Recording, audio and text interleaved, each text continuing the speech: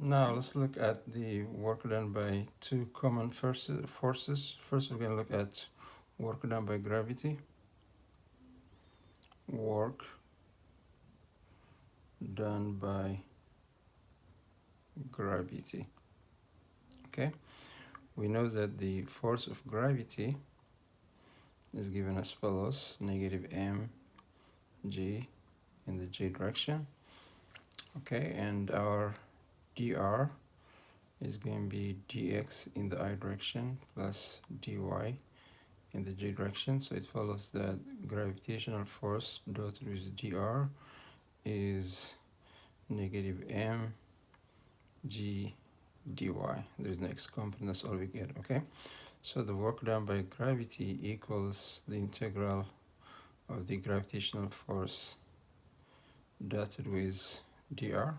Okay, this generally will go from xi yi to xf yf. Okay, but this one turns out to be the integral of negative m mg dy, so it depends only on y. This is a constant, so we go from yi to yf, and we get the following formula for gravity.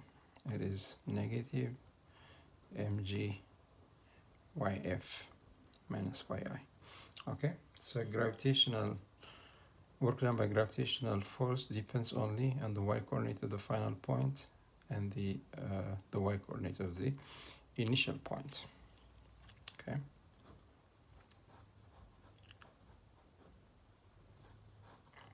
For example, let's say a 2 kilogram object is displaced,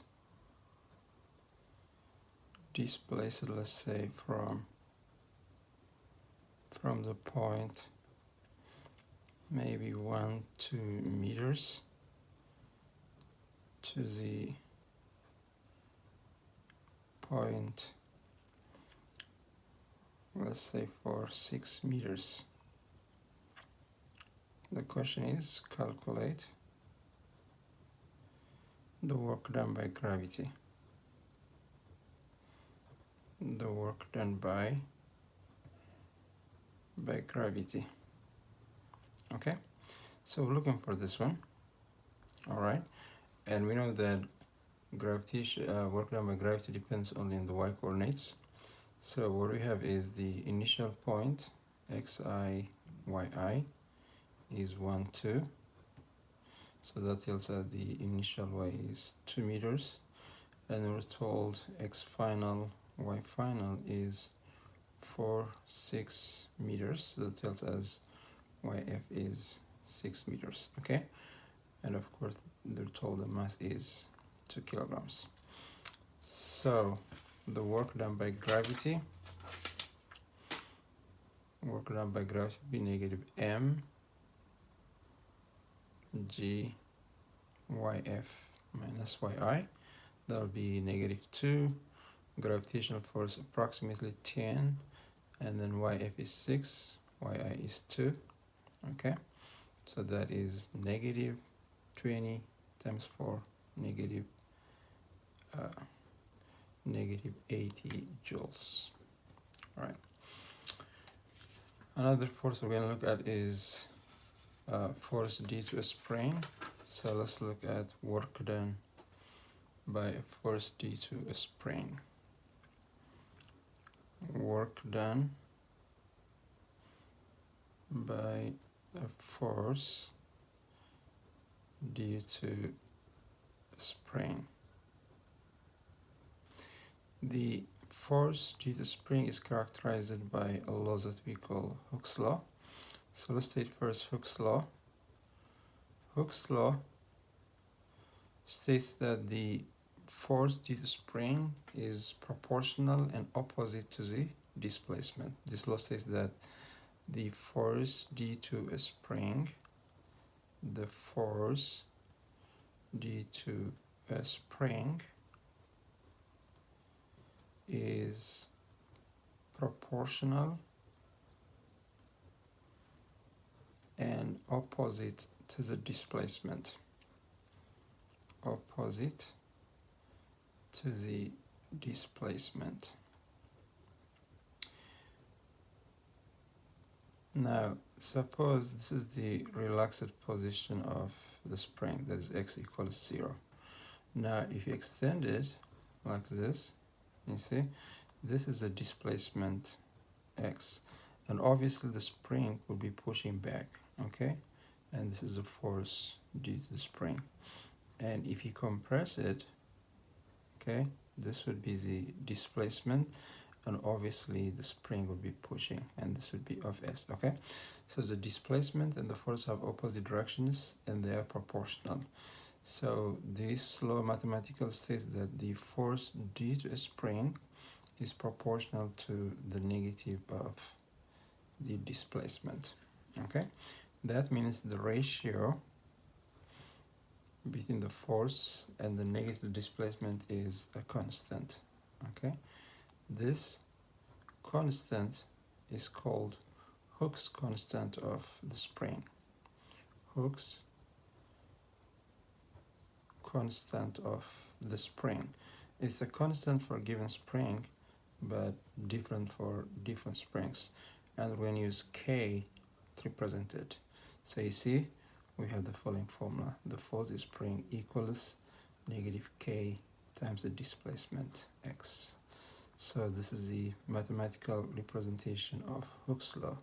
And unit of K, as you can see from here, is of course Newton divided by meter. Newton divided by meter, okay? So if the displacement is in the horizontal direction, then we can say the vector Fs equals negative kx in the I direction, all right? And then we have dr is dx in the I plus dy in the j.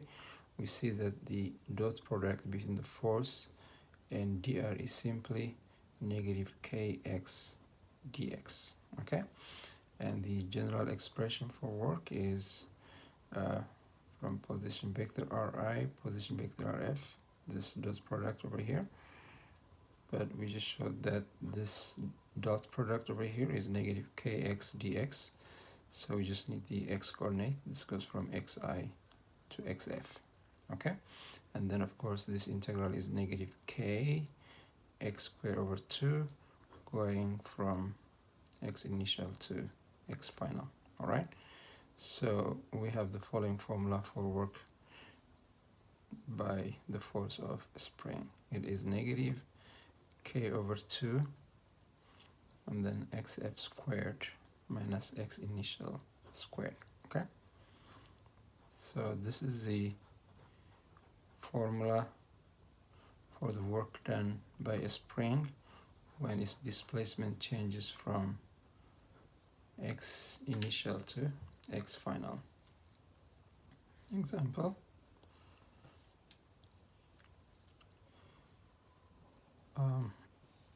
Calculate the work done. Calculate the work done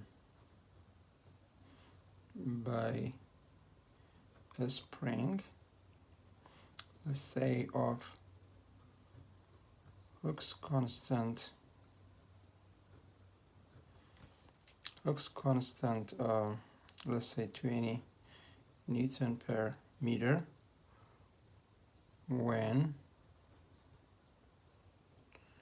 its extension changes, let's say from 2 centimeters to 4 centimeters, okay?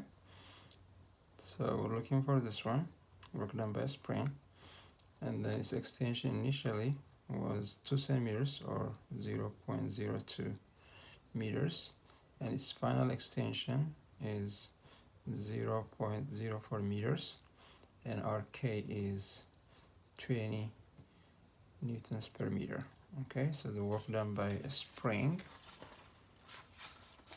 the work done by spring is negative K over 2 x final squared minus x initial squared. Okay, so we've got negative 20 over 2, and then this one is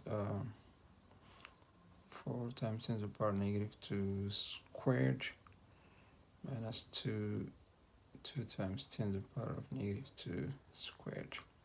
All right, so this is 10, so we got negative 10, and then we can factor out the power of 10, which is 10 to the power of negative 4, and then we have 4 squared, 16 minus 4, 12. Okay, so we've got negative 12 times 10 to the power of 3, or negative this is negative 3, okay, or negative 1.2 times 10 to the power of negative 2. Okay, that's joules. So this is the work done by the spring. Now we're going to look at net work done. Net work done on an object.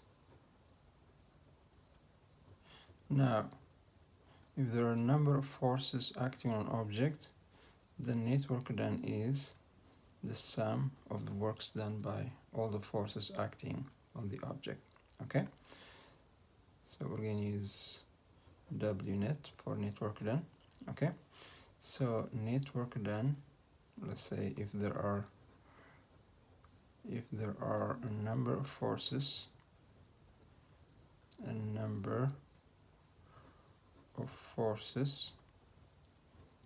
acting on an object,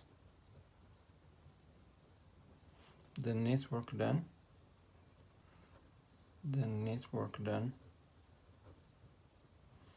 is the sum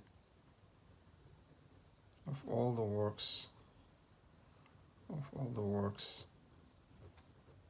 done by the individual forces,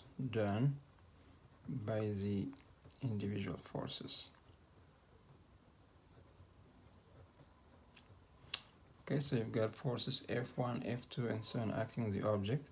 So you can say W net equals the integral of F1 dot dr plus the integral of F2 dot dr, and so on.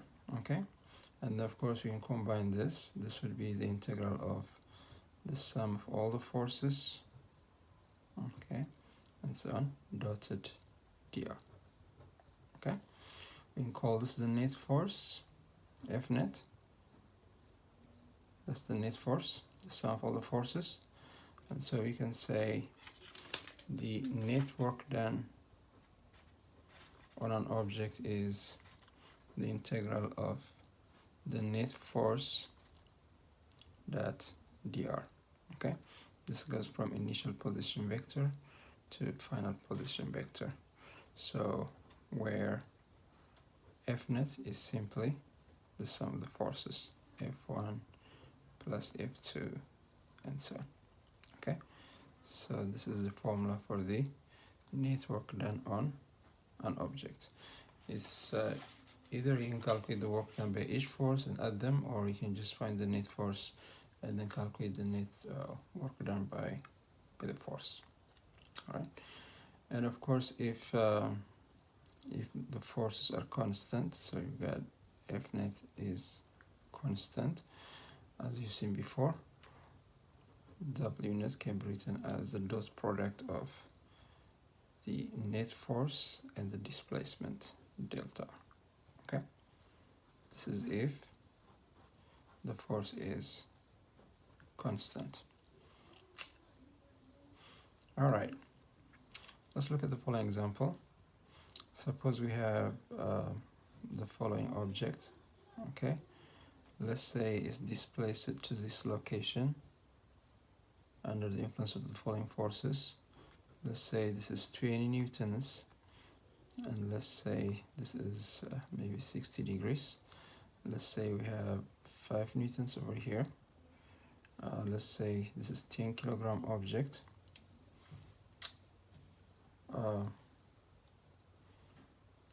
let's say the coefficient of friction is 0.1.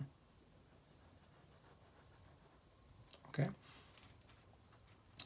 so the question is, let's say this distance is 10 meters. The question is calculate the net work done on the object. The net work done on the object.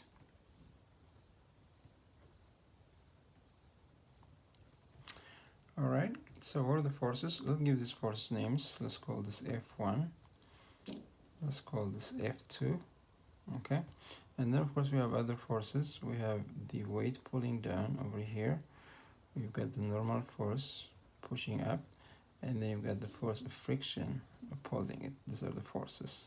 Okay, we've got this force over here, these two external forces, and then you've got the normal force, the weight, and the force of friction. So the displacement is in this direction, horizontal. All right, now these two forces, the weight and the normal force, do not contribute to the work done because they're perpendicular to the displacement. Okay, so we do not need to consider these two forces. So the net work done is simply the sum of the work done by F1, by F2, and friction. So you can say that net work done is work done by force 1 plus work done by force 2 plus work done by friction. Okay. All right. So work done by force 1 is the magnitude of F1 times the distance times cosine of theta 1. Okay. Work done by force 2, the same thing. It is F2, the distance, times cosine of theta 2. And then we have the friction, the distance, times the cosine of the angle for friction. Okay? So what do we know? Well, F1 is 20 newtons. Its angle is 60 degrees. All right.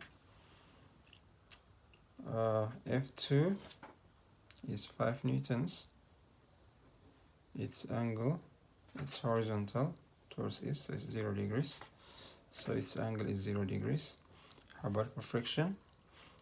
Well, we don't know friction so far, but we know that it's mu times the normal force. Okay, and its angle is 180 degrees. The displacement this way, the friction this way, they're opposite, so the angle in them is 180 degrees. All right, so we can say the net work done on this object is 20 times the distance 10, and then cosine of 60 degrees plus second force 5 times 10 times cosine of 0. Okay, for friction we know mu is 0.1. okay, so you can say 0.1 times the normal force, and the distance is 10, and then the angle is 180 degrees. Okay, so we have this is half, so you get 100 from the first term, and then this is 1, so that's 50. This one we have a known n, but this is -1, and this is just 0.1 times 10 is 1, so you just have minus n over here. Okay, so we need to calculate n. How do you calculate n? Well, you can use the condition of equilibrium. The object is not going this way, so the sum of all the vertical forces should be 0. Okay, so there is no vertical acceleration, or AY is 0. AY equals 0 implies the sum of all the y components is 0. Okay, the acceleration does not have component in the vertical direction.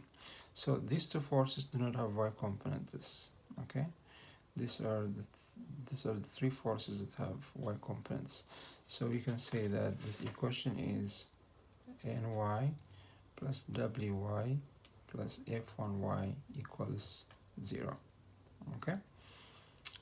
So the direction for normal force is 90 degrees, it's north. Okay, so this is its magnitude times sine of 90 degree. The weight, it is its magnitude is 10 times gravity. Okay, so that's 10, gravity approximately 10, and its angle is negative 90 degree. Okay, how about F1? Its magnitude 20, and its angle is 60, so it's going to be sine of 60. So this force should add up to 0 because there is no vertical acceleration, or the object is in equilibrium vertically. So sine of 90 is 1, so you get n. This is negative 1, so you get minus 100.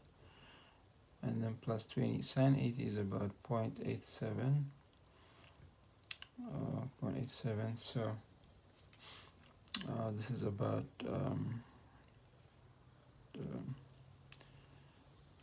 maybe 17.4 or something. Okay, so this equals 0.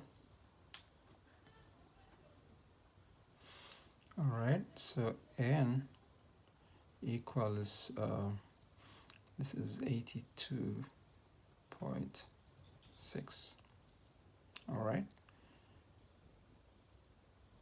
okay, so now you go back to this equation. W net equals 150 minus n equals 150 minus 82.6. Okay, so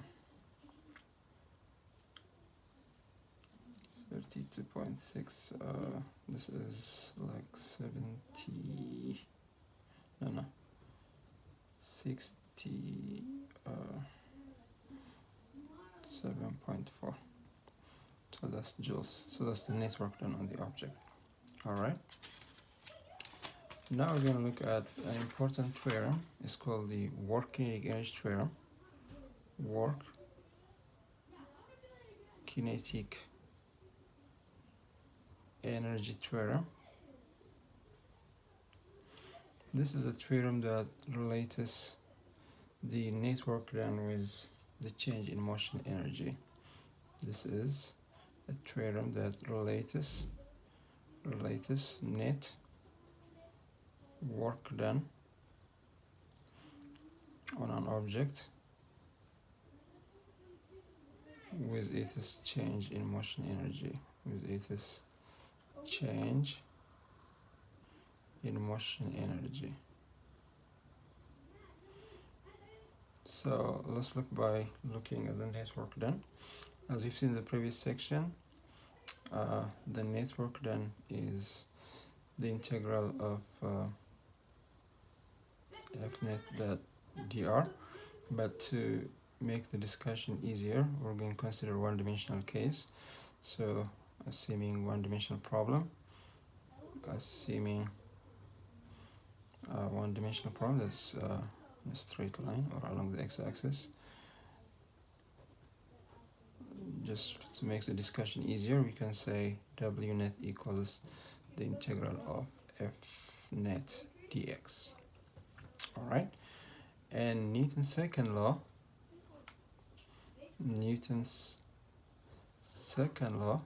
implies that f net is equal to mass times acceleration. Okay, so we can say W net equals the integral of mass times acceleration times dx. Okay, but also remember, acceleration is the derivative of velocity with respect to time. Okay, so this implies the net work done is the integral of mass dv by dt times dx. All right, now you see we can write as follows: mass dv, and then we can put the dx by dt like this, but this is speed. All right, so this becomes the integral of mass v dv, because this is simply the velocity or the speed. All right, and now our integration variable is v, so this will go from v initial to v final. So we have net work done equals, we can take mass out, the integral of v dv going from v initial to v final. All right, so we have the following formula: w net equals m, then this is v squared over 2 going from vi vf, we get m over 2 vf squared minus vi squared. Okay, so we have the following formula for the net work done. This equals m over 2 vf squared minus m over 2 vi squared. Okay, this is the net work done on an object in terms of its initial speed and final speed. Now we know that the effect of work is to produce change in motion energy. Okay, therefore this tells us this expression is a measure of motion energy and it's called kinetic energy. Okay, so the expression half m v squared is defined to be the kinetic energy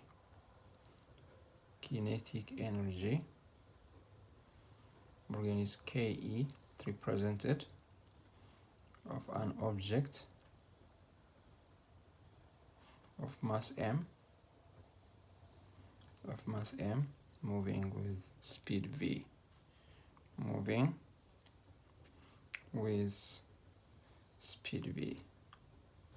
okay, so now we have the definition of kinetic energy equals half m v squared. That's how we measure motion energy of an object. It is the product, half of the product of its mass and the square of its speed. Okay, now let's go back to this equation over here.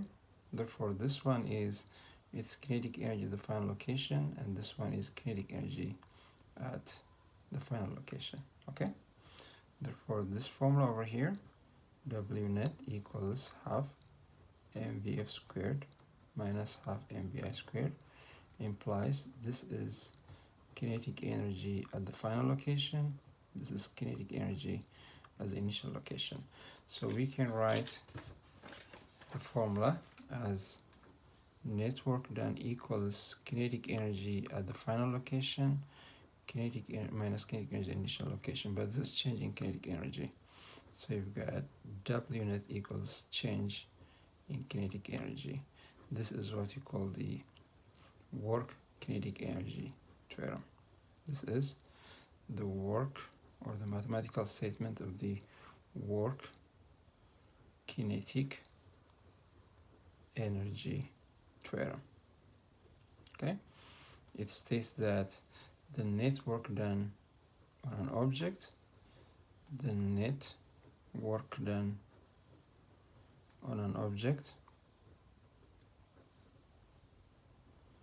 is equal to the change in its kinetic energy.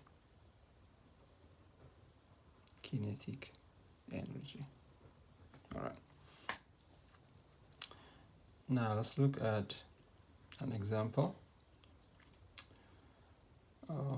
Let's say we have the following object. Let's say it is a 2 kilogram object, okay, and it's moving under the influence of these forces. Let's say this is 100 newtons, all right, and then we have another force over here, maybe 10 newtons. We have another force over here, maybe 5 newtons. So we're going to assume frictionless, and let's say it's displaced to this location under the influence of these forces, and this distance, let's say, is 10 meters. Okay, now the question is, if it started from rest,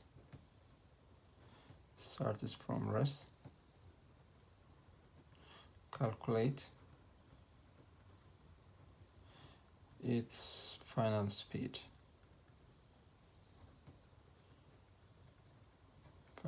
Okay. We're gonna assume no friction. Assume no friction. No friction. Okay.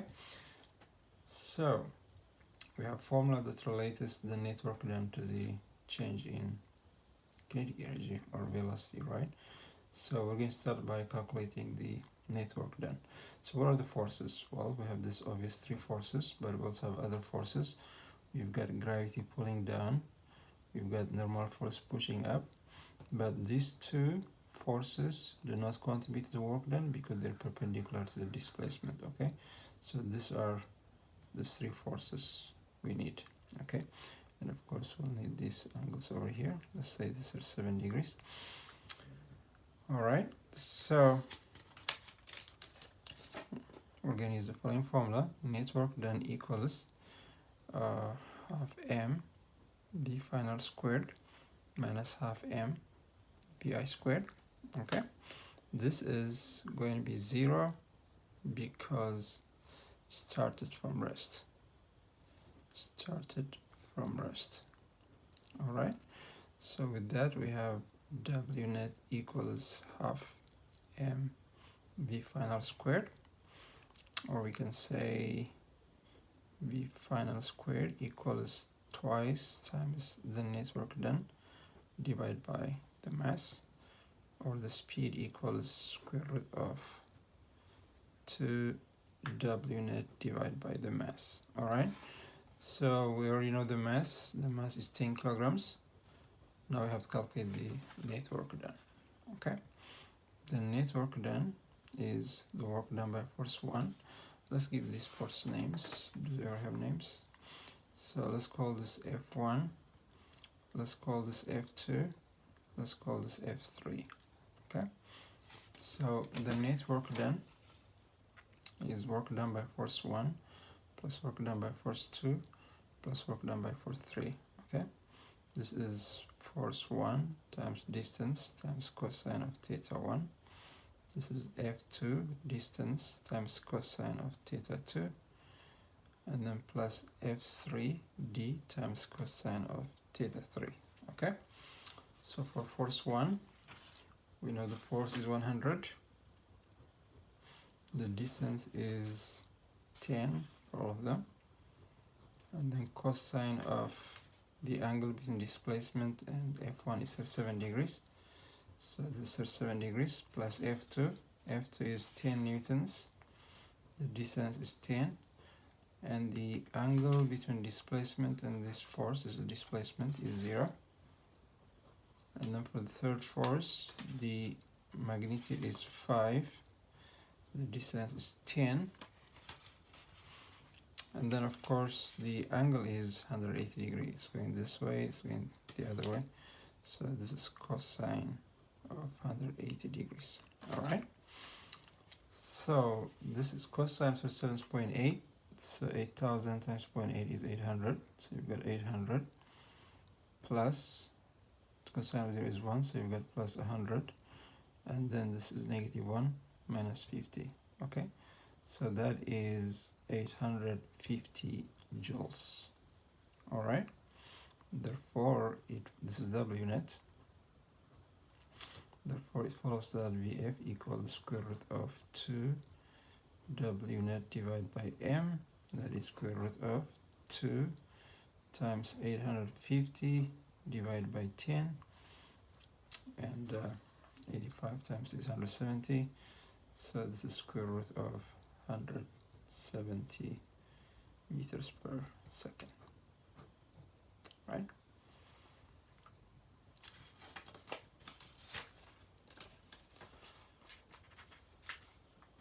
Now we're going to look at power. Power is defined to be the rate of doing work by force, or the rate of transfer of energy. We're going to use P to represent it. Power of a force is defined to be the rate of doing work, the rate of doing work by the force. Okay, so if a work of dW is done in a time interval delta t, time interval dt, we can say power equals dW by dt. Okay, so first let's look at the unit. As you can see, the unit is obviously the unit of work, which is joule, divided by the unit of time, which is second. This is defined to be the watt after the inventor of the steam engine, James Watt, and it's abbreviated by capital W. Okay, so the unit of measurement for power is watt. All right. Now we know that dW equals F dot dr, right? So if you put that over there, we get power equals F dot dr divided by dt. Okay, but dr, the relative position vector with respect to time, is a definition of velocity. So another expression for power is the dot product of the force and velocity. Okay, so that's another way of writing force. All right. Now let's look at average power.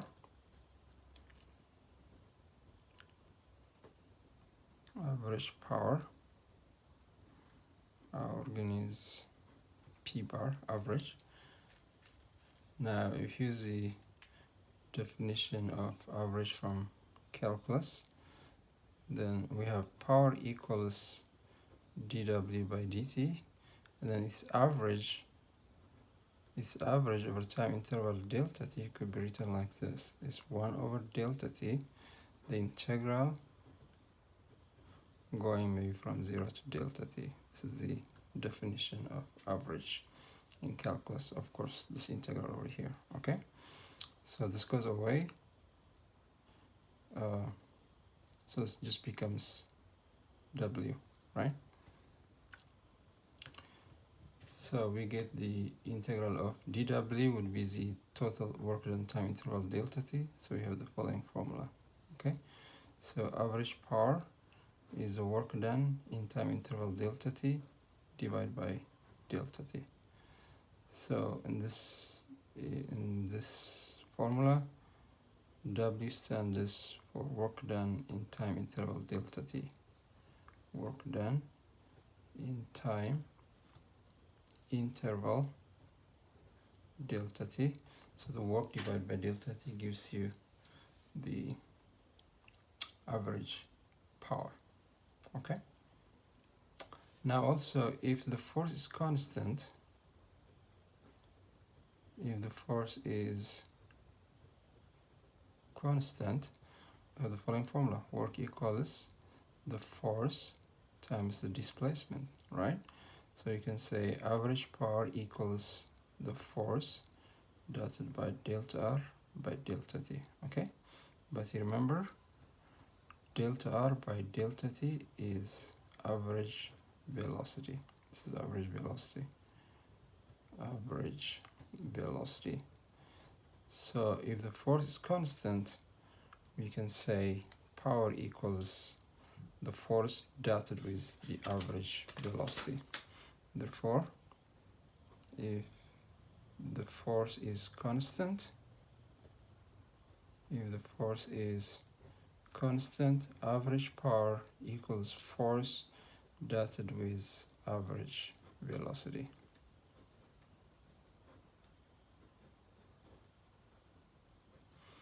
Okay, example.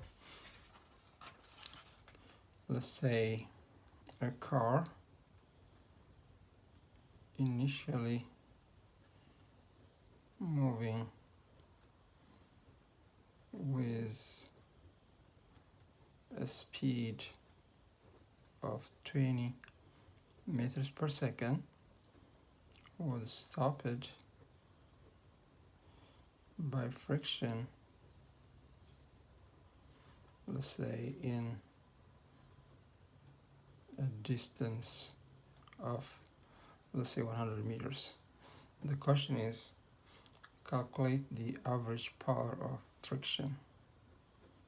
Calculate the average power of friction. We're going to assume the mass of the car to be 2000 kilograms and mu to be 0.2. All right, so we have the following. The car was stopped in a distance of 100 meters. Okay, so this is 100 meters over here, and the mass of the car is 1000 kilograms. Okay, and we're told the initial speed over here is 0, and the initial speed was 20 meters per second. Okay, and the final speed is 0. Okay, so the question is calculate average power. All right, so we can use either the work done divided by the time taken, or we can use the force of friction dotted with average velocity.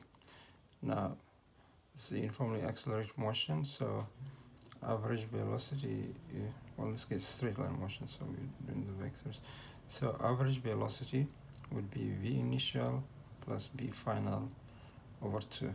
Okay, so the average velocity is 20 plus 0 over 2, that is 10 meters per second. All right, how about the force of friction? The force of friction is mu times n, that is 0.2 for coefficient of friction times the normal force. The normal force in this case is going to be balanced by the weight. Okay, so the normal force equals mg.